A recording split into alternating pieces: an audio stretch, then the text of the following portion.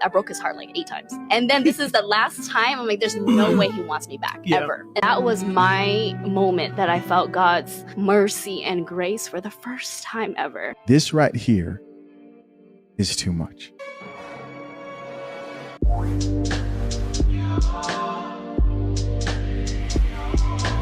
Joseph, YouTube, welcome to the Coffee Pod. My name is Shishi Zed. Drink the coffee, it'll make you feel better. Wife said I cheated on my husband not once, not twice, not 3 times, not 4 times, not 5 times, not 6 times, not 7 times, not 8 times.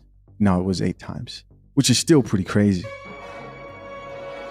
And God forgave me and he took me back. No more wasting time. Let's check it out. There was a time where I ended up being pregnant. Not with him, of course, but not by him. I ended up pregnant. I was like, okay, I don't know what to do. So then I ended up getting a by myself. And it was the most horrible visit I've ever done. That moment where I was like, how did I get here? Like I have this beautiful, wonderful man of God.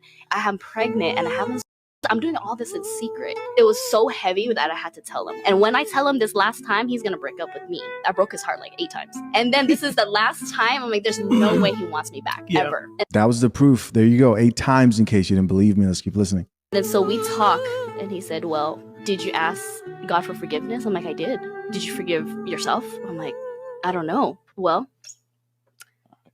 I love you and I still want you to be my wife. That was my moment that I felt God's mercy and grace for the first time ever. Okay, so here's the thing. My own personal opinions on cheating and men forgiving women for cheating have gone back and forth. I had to drink coffee a couple of times, guys, because originally, when I first started doing the content thing, some of the commentary I made was really cut and dry. And as I began to learn more and grow, and I had to drink coffee a couple of times myself. Yes, Chisha Zed. I had to learn that, okay, there are some men out here who are able to forgive a woman for infidelity. Now, whether you think you can do it, that's up to you, right? But whether you think that person is right or wrong, you're not a part of that relationship. And let me tell you something, these relationships actually continue. And some of them, you will talk to the guy and he genuinely has forgiven his chick. They've moved on. And I had to accept that. I was like, you know what? This exists. And acting like it doesn't exist is just avoiding the truth. And I said, they are a small percentage of men, because most men aren't going to forgive a woman for cheating. They're just not going to. But it happens. But this right here, this right here is too much.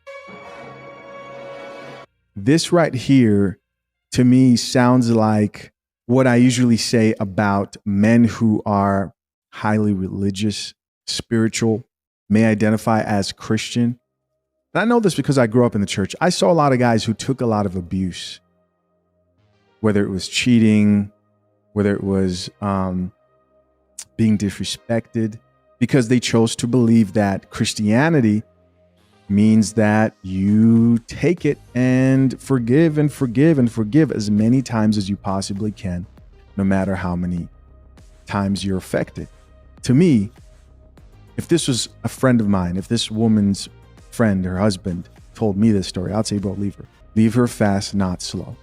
That's the advice I would give. Because my perspective in general when it comes to this whole thing is, a lot of guys, after a woman has cheated on them, turn into the type of person who isn't ideal for a healthy relationship. There are men who are afraid to walk away, but you're going to feel that they resent you and they're going to treat you bad in that marriage because he cannot walk away, right? Being able to walk away is a strength in itself.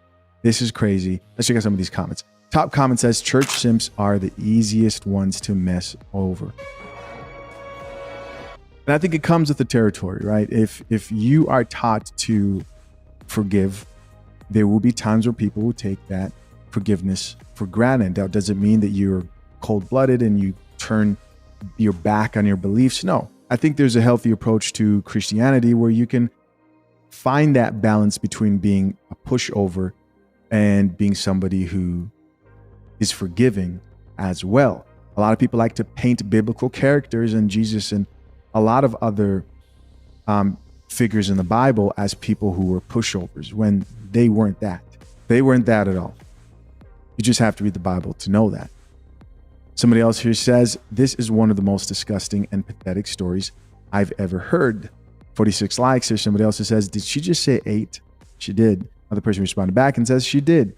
The number might possibly be higher than that. Somebody else here says she better never let anyone find out who her husband is. LOL.